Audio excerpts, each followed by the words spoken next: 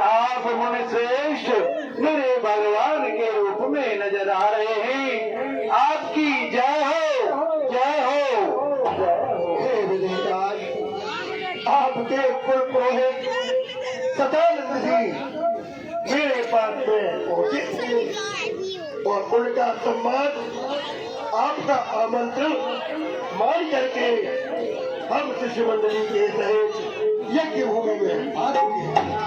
फल रचना मोने न कुशल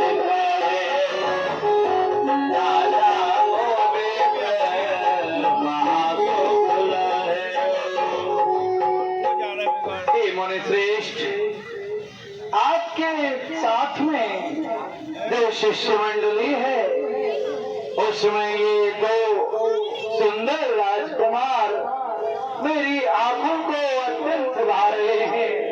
हे मुनि श्रेष्ठ, मुझे इनको देखने में जो आनंद की प्राप्ति हो रही है उसे मैं अपने शब्दों से वर्णन नहीं कर सकता। भला आप इनका परिचय दें। ये कौन से उस पिता के बेटे हैं जिनके नाम का इनके साथ जुड़ाव है? ज्ञान सुमय विदेहराज, मुनि श्रेष्ठ, इनके रूप को पहली बार जब मैंने देखा तो मैं भी आश्चर्यचकित रह गया। तब इनकी छवि, इनकी सुंदरता, इनकी रूप, इनकी लावणता बड़ी अनुभव है। कोट मनोज लजावन आरे जन राकेश विदित भयता। ये राजन, ये तो संसार के चारों को बुरे करने वाले अमर निपट दशरथ के जाए मधुमक्खी की रक्षा करी और उन्होंने मेरे यज्ञ की रक्षा करी।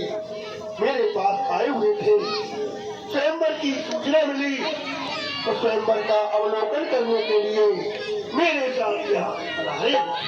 अति सुंदर, अति सुंदर मुनि श्रेष्ठ, इनके आगमन से, आपके आगमन से आज मेरा जीवन धन्य हो गया। आइए मुनि श्रेष्ठ, ये स्वयंवर का किस आयोजन, किस उद्देश्य से रखा गया है उसके बारे में आप मुझे बतलाएं। हे मुनि श्रेष्ठ, बहुत दिनों पहले की बात है। मैं विद्वानों की सभा के लिए गया हुआ था और जाते समय मैंने महारानी सुनैना को उस भगवान शंकर के धनुष को पूजन अर्चन करने के लिए कहा, जिसका पूजन अर्चन मैं नियमित रूप से प्रातः काल किया करता था। ये भगवान भोलेनाथ का जो धनुष था वह अत्यंत परम बलशाली था, क्योंकि भगवान शिव ने उसे देते वक्त मुझे परम आशीर्वाद के साथ प्रदान किया था और वह लाकर के 70 हाथियों से उस बड़े रथ पर बड़ी मुश्किल से मैंने राजभवन में स्थापित किया था।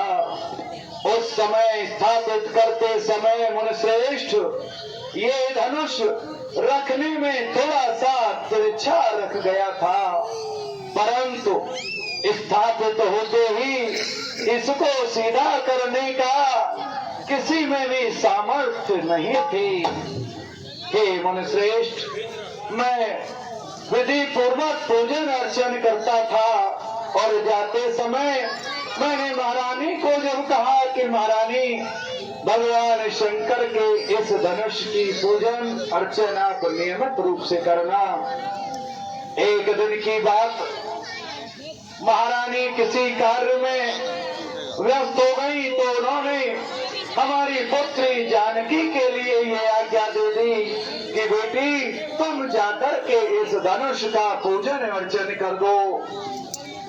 मैं जैसे ही शाम को लौट करके आया तो मुनि श्रेष्ठ, आप जानते हैं मैंने क्या देखा?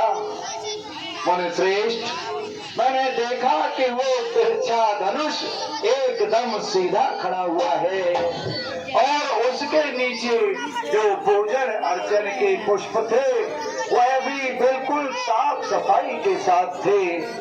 मैंने महारानी से जब पूछा तो बताया मुनिश्रेष्ठ कि हमारी पुत्री ने उस धनुष को बाएं हाथ से उठा लिया और दाहिने हाथ से बड़ी ही आसानी के साथ में नीचे चौका लगा करके पुष्प चढ़ा करके उसको सीधा रख दिया।